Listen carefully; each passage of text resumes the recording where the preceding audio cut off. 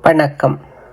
தாய் வீடு மே மாதம் 2026 கிரேக்க மொழியியலும் தொல்காப்பியமும். மொழியியலில் கிரேக்க அறிஞர்களின் பங்களிப்பு. எழுதி வாசிப்பவர் நாகேஸ்வரி ஸ்ரீ குமரகுரு. மொழியியல் வளர்ச்சியில் கிரேக்கர்களது பங்களிப்பு அளவிட முடியாது என்பது வரலாறு. உலகத்தில் முதலில் நாகரிகம் மொழி பற்றிய ஆய்வில் தமக்கென ஒரு தனி இடத்தினை பெற்றவர்கள். அந்த வகையில் மொழியியல் ஆய்விற்கு இவர்களது பங்களிப்பு இரு வேறுபட்ட காலகட்டங்களில் இரு வேறுபட்ட நிலையில் காணப்பட்டது. மொழியியல் வளர்ச்சிக்கு மொழியியல் அறிஞர்கள் தனித்தனியாக நின்று இரு வேறுபட்ட கருத்துக்களை முன்வைத்து தமது மொழியியல் வளர்ச்சிக்கு பங்காற்றினார்கள். அதாவது, மொழி மனிதனது இன்றியமையா தேவையினால் தோன்றியது என்றும் அது இறைவனால் கொடுக்கப்பட்டது என்றும் இறை நம்பிக்கையோடு கூடிய கொள்கை கொண்ட அறிஞர்கள் கருதினர். கிரேக்க வரலாற்றில் மனிதரை விட இறைமை உயர்ந்தது என்னும் அடிப்படையில் பொருட்களின் பெயர்கள் முதலில் இறைவனால் சுட்டப்பட்டது என நம்பினர். மற்றுமொரு சாரார் மனிதரது இன்றியமையா தன்மையினால் மொழி தோன்றினாலும் அது இயற்கையாக தோன்றவில்லை, சமுதாயத்தின் பரஸ்பர உடன்பாட்டினாலும் பழக்க வழக்கத்தினாலும் தோன்றியது என்று கருதினர். அது மட்டுமல்ல, உலகில் காணப்படும் அனைத்து பொருட்களும் பிரிக்க முடியாத சிறு துகள்களால் ஆனவை என்றும் அந்த துகள்களுக்கு அணுக்கள் என்றும் பெயரிட்டனர். இதன் அடிப்படையில் கிரேக்கத்தில் இரு மெய்விளக்க குழுக்கள் அமைந்து மொழியியலுக்கு பெரும் பங்காற்றினர். ஒன்று மரபு கோட்பாட்டு குழு, மற்றது இயற்கை கோட்பாட்டு குழுவாகும். அதுபோல மொழியியல் அறிஞர்கள் பலர் சேர்ந்த குழுக்களும் இரு வேறுபட்ட கருத்துக்களை முன்வைத்து தமது மொழியியல் வளர்ச்சிக்கு வித்திட்டனர். மொழியானது ஒழுங்கானது, சட்ட திட்டங்களுக்குள் அடங்கி நடக்கக்கூடியது என்று ஒரு சாராரும், மறுசாரார் மொழி ஓர் ஒழுங்கற்றது, அதனை சட்ட திட்டங்களுக்குள் அடக்கிவிட முடியாது என இரு வேறுபட்ட கருத்துக்களை முன்வைத்தனர். அந்த வகையில் கிரேக்கர்களின் மொழியியல் பங்களிப்பில் இரண்டு மிக முக்கிய அறிஞர்கள் குழுக்களாக ஸ்டாய்க் அறிஞர் மற்ற அலெக்சாண்டியர் அறிஞர் குழு என்பன செயற்பட்டு வந்தன. இதில் ஸ்டாய்க் அறிஞர் குழு அலெக்சாண்ட்ரியா அறிஞர்களுக்கு இணையாக மொழியியல் வரலாற்றில் ஸ்டாய்க் அறிஞர்கள் ஆற்றிய பங்கு மிகவும் மகத்தானது. அலெக்சாண்டியர்கள் இலக்கணத்தின் வடிவத்திற்கு முக்கியத்துவம் கொடுத்தார்கள் என்றால், ஸ்டாய்க் அறிஞர்கள் மொழியின் பொருள் மற்றும் தர்க்கத்துக்கு முக்கியத்துவம் கொடுத்தார்கள். ஸ்டாய்க் குழுவினர் மொழியியலுக்கு மிக முக்கிய பங்களிப்பை வழங்கினர். மொழி என்பது வெறும் தகவல் பரிமாற்ற கருவி மட்டுமல்ல, அது மனித சிந்தனையின் வெளிப்பாடு என்றும் மொழியியலை தர்க்கவியலின் ஒரு பிரிவாகவே கருதினார்கள். நவீன மொழியியலின் தந்தை என அழைக்கப்படும் ஃபெனாட்டிக் சசூர் அவர்கள் உருவாக்கிய சைன் கோட்பாட்டுக்கு ஸ்டாய்க் அறிஞர்களே முன்னோடி. அவர்கள் ஒரு சொல்லை அதன் செயற்பாட்டின் அடிப்படையில் 3 நிலைகளில் பகுத்து ஆராய்ந்தனர். முதலாவதாக, ஒரு சொல்லை உச்சரிக்கும் போது வெளிப்படும் ஒலி அல்லது அதனை எழுத பயன்படுத்தப்படும் வரி வடிவம். இரண்டாவது, அந்த சொல்லை கேட்டவுடன் நம் மனதில் சட்டென தோன்றும் கருத்து, மனப்பிம்பம் அல்லது அப்பொருளின் பண்பு. மூன்றாவதாக, இவ்வுலகில் புறவயமாக உண்மையாகவே காணப்படக்கூடிய அந்த பொருள் என அவற்றில் ஒவ்வொன்றையும் தனித்தனியாக பிரித்து விளக்கினர். இத்தகைய ஆழமான பகுப்பாய்வு முறையே பிற்காலத்தில் சசூர் தனது மொழியியல் கோட்பாடுகளை வடிவமைத்ததற்கான அடிப்படை தத்துவ தளமாக அமைந்திருந்தது. ஸ்டாய்க் குழுவினர் மொழி ஆராய்ச்சிக்கென்று தங்களை அர்ப்பணித்து கொண்டவர்கள். கிரேக்க அறிஞர்கள் எல்லோரும் மெய் விளக்கத்தோடு சேர்ந்த மொழி ஆராய்ச்சியை மேற்கொண்டவர்கள். கிரேக்கர்களது வரலாற்றில் 3ஆம் நூற்றாண்டில் ஸ்டாய்க் என்ற அறிஞர் குழு இலக்கண வளர்ச்சிக்கு பெரும் பங்காற்றினர். சொற்களை பாகுபடுத்தும் சொல் வகைப்பாட்டினையும் அவற்றிற்கு பெயர் கொடுப்பது போன்ற அடிப்படை இலக்கண கருத்துக்களையும் முதலில் முன்வைத்தனர். வேற்றுமையை குறிக்கும் ஸ்தேசிஸ் என்னும் கிரேக்க பதத்தை உலகிற்கு முதலில் அறிமுகப்படுத்தியவர்கள் இவர்களே. பின் இச்சொல் லத்தீன் மொழியில் காசஸ் என்றும் பிரெஞ்சு, ஆங்கிலம் ஆகிய மொழிகளில் கேஸ் என்றும் அழைக்கப்பட்டது. 3ஆம் நூற்றாண்டில் வேற்றுமை என்னும் சொல்லை இவர்கள் அறிமுகப்படுத்தி இருந்தாலும் இந்திய மொழிகளில் ஒன்றான வடமொழியில் 5ஆம் நூற்றாண்டில் பாணினியால் எழுதப்பட்ட அஷ்டத்தாயி என்னும் இலக்கண நூலில் வேற்றுமை என்பது கராகம் என்னும் பதங்கொண்டும் அது 6 பிரிவுகளை கொண்டு அமைக்கப்பட்டதும் இங்கு நினைவில் கொள்ளத்தக்கது. மேற்குலகில் மொழியியல் ஆய்வு மேலே குறிப்பிட்ட கருத்துக்களுடன் இருக்க, இதற்கு ஒருபடி மேலே சென்று கிறிஸ்துக்கு முன் 3ஆம் நூற்றாண்டளவில் அல்லது அதற்கு சற்று முன் தொல்காப்பியரால் இயற்றப்பட்ட தொல்காப்பியத்தில் வேற்றுமை கூறப்பட்டது மட்டுமல்லாமல் வேற்றுமை இயல்கள், வேற்றுமை மயங்கியல், வெளி வேற்றுமை என வேற்றுமைக்கே பல இயல்கள் உருவாக்கப்பட்டதும் நினைவு கொள்ளத்தக்கது.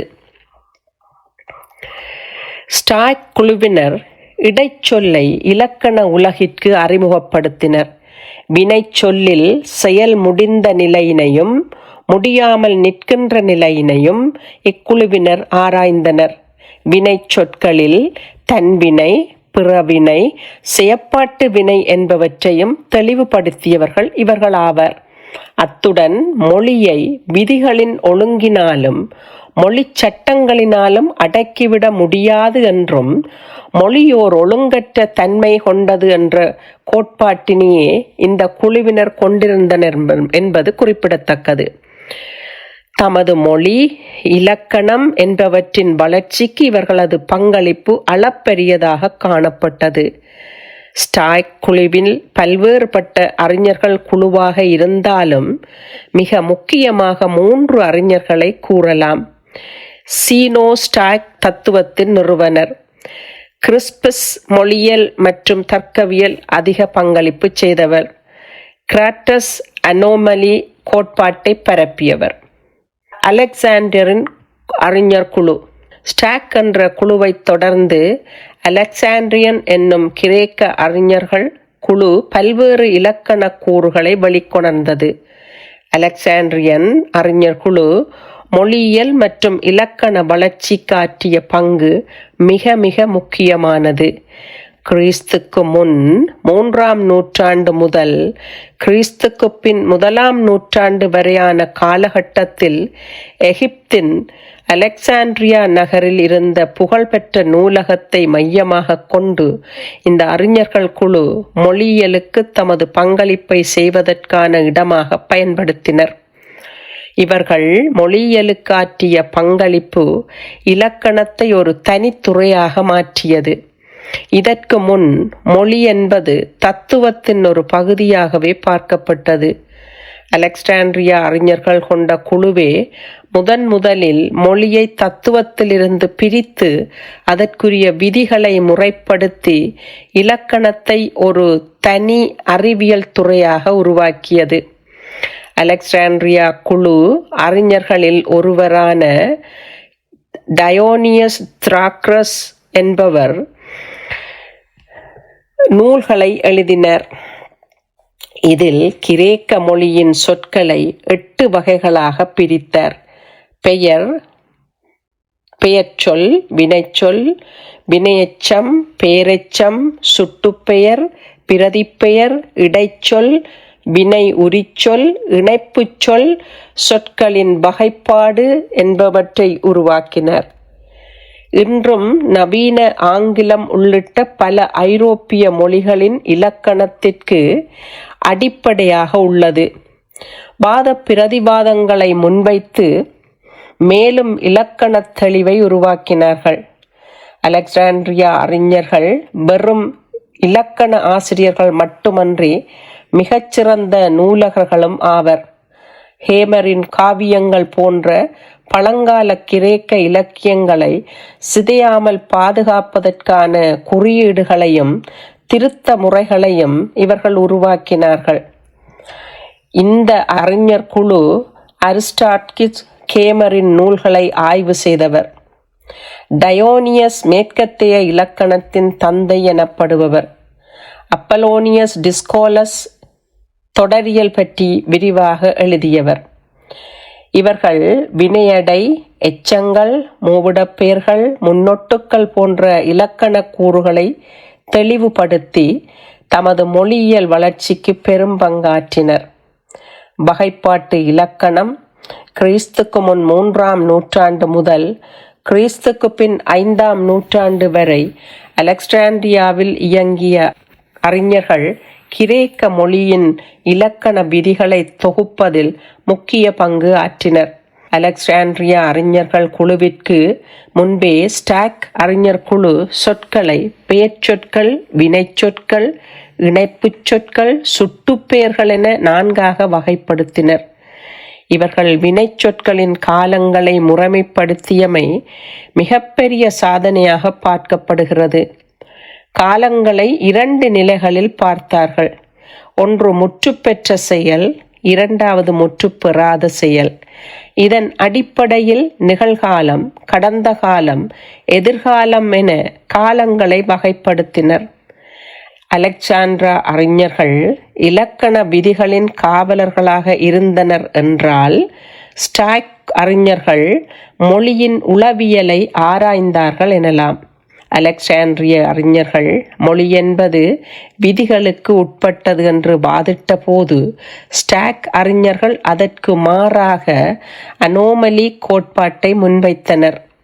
மொழி என்பது இயற்கையாக உருவானது அல்ல, அது மனிதர்களின் பயன்பாட்டினால் உருவானது.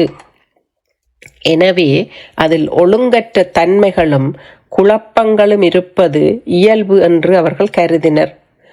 சுருக்கமாகச் சொன்னால், கிரேக்க மொழியின் கட்டமைப்பை முறைப்படுத்தியதன் மூலம் பிற்கால ரோமானிய இலக்கணத்திற்கும் அதன் வழியாக நவீன மொழியியலுக்கும் அலெக்சாண்ட்ரியா அறிஞர்கள் ஒரு வலுவான அடிப்படை தளத்தை அமைத்து கொடுத்தனர். மொழியியலின் படிமுறை வளர்ச்சி. கிரேக்கர்களுக்கு பின் அவர்களது இலக்கண நூல்களை அப்படியே உள்வாங்கி சிறிது தமது கருத்துக்களை உட்புகுத்தி ரோமர்கள் தங்களது மொழியை வளர்த்தார்கள்.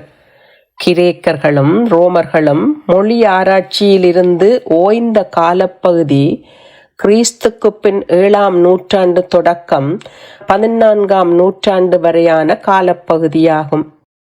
காலப்பகுதி ஐரோப்பா ஓர் இருண்ட காலம் என வர்ணிக்கப்பட்ட காலப்பகுதியாகும். இக்காலத்தில் மொழியியல் ஆய்வில் அரேபியர்களது பங்களிப்பு குறிப்பிடத்தக்கதாக காணப்பட்டது. இக்காலகட்டத்தில் அரேபியர்களின் மொழி ஆராய்ச்சியினால் ஐரோப்பா செழிப்புற்று விளங்கியது. இவர்களது மொழி ஆராய்ச்சி அவர்களது சமய நூலான குர்ஆனை சார்ந்த நிலையில் காணப்பட்டது. இவர்களும் கிரேக்க அறிஞர்களைப் போல தத்துவார்த்த ரீதியில் ஆய்வினை மேற்கொண்டனர். அரேபிய மொழியியல் வரலாற்றில் ஒரு சிறந்த மொழியியல் அறிஞராக போற்றப்படுபவர் அல்-காலில் ஆவார். இவர் மொழிகளின் ஒலியன் தொடர்பான ஆய்வுகளை மேற்கொண்டிருந்தார். மொழி தொடர்பான ஆய்வில் அரேபியர் மிக முக்கியமாக 2 பெரும் பிரிவுகளை நோக்கினர். ஒன்று சொற்கள் தொடர்பானது, மற்றையது வாக்கியங்கள் தொடர்பானது. நன்றி, வணக்கம்.